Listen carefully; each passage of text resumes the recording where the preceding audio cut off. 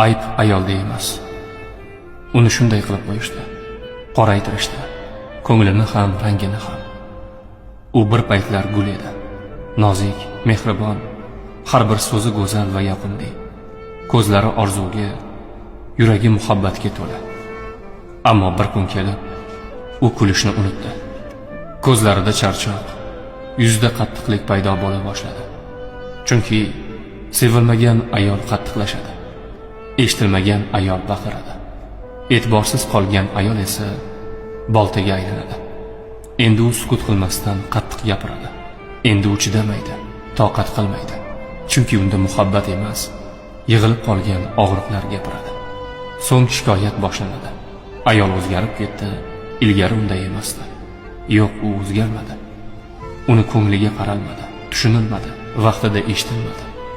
U atrofidagi to'nkalar sabab chinakam o'tkir boltaga aylangandi. Sababi esa uning yonida oila degan mas'uliyatdan qochadigan bir to'nka turgan edi.